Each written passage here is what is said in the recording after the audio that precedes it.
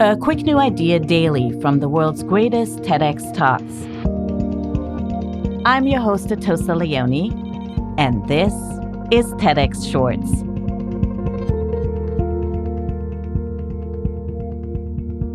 Dr. Daniel Ciccarone wanted to better understand the alarming rates of opioid use and mortality. To do this, he spent time on the ground with the people suffering from opioid addiction. Today, he shares the stories and insights he learned to build empathy and reduce harm in these communities. Today, I'm going to tell you how to do drugs right. How to do drugs research right. It's a public health talk, and in it, I'm going to tell you why it is that I do street-based research among heroin injectors, how to greater understand risk-taking behavior, and how to better inform interventions. Now, to do research on drugs, no, I don't mean to take them. To do public health research in the drugs field, you have two big toolboxes.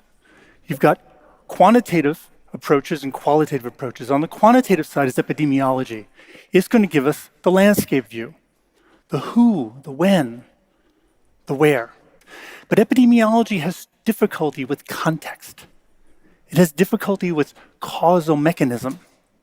For that, we need to go deeper. We need qualitative approaches like what I do, which is participant observation ethnography. It's a practice within cultural anthropology. We can go deeper, get context, and help answer the elusive why question or how questions.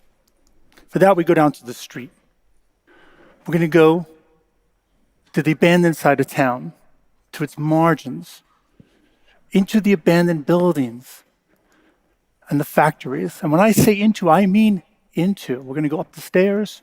We're going to go and observe the indoor shooting galleries and the outdoor consumption spaces. Why do we go to these places? Because we know that if we go to the holes, we go to the edges, we go to the fault zones of society, we are going to see the riskiest drug use, and that's my job.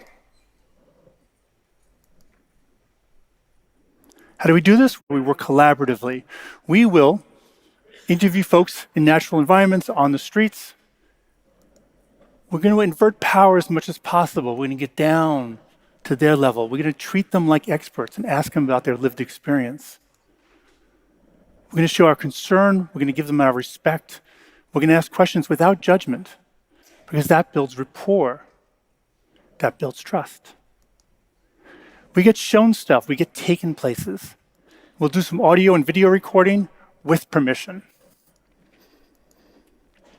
And along the way, we are intensely interested in following the drug. We want to know what it looks like, what it tastes like, what it acts like, what people like about it, what people don't like about the drug they were taking last year. We watch drug preparation and use, both on an individual level and a social level. We go deep by following the drug. Black tar heroin comes to the West Coast. It's been doing that for 30 years now. Comes from Mexico. Powdered heroin's to the East Coast. We mostly get this brown stuff from Colombia, but we used to get China white. We haven't seen much of it for 20 years. We noticed that black tar heroin is a fussy heroin. People needed to heat it more than powdered heroin to go into solution. We also noticed them ritualistically rinsing their syringes, and we asked, why are you doing that? Is it to prevent HIV? They're like, no, I just want to use it later. They were being thrifty, and black tar heroin, if left in tiny residual in a syringe, will gum it up. Works the gummed up, no good. So thriftiness over hygiene. What's causing waves upon waves of drug problems in America? Everywhere we go, we see evidence of structural violence. In the Quaker sense, we bear witness to pain. We see the abandoned part of town. We see the boarded up schools and factories. The abandoned and boarded up buildings everywhere, every city. We see the neglected playgrounds. We see the structural violence. We see how policing is used to control people as a way to address poverty and drug use. We see the violence, and we see the community's response to that violence. We see the divisions in society, the cracks, the fault zones, and we see how drugs fall into those cracks.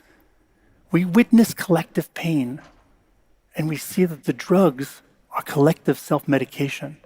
And so if we want to stop the drug deaths and we want to be a healthier country, we must address structural violence.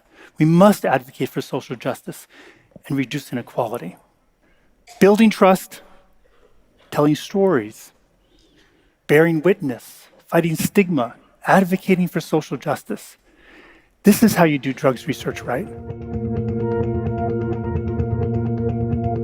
The TEDx talk you just listened to was recorded at a TEDx event in Berkeley, California.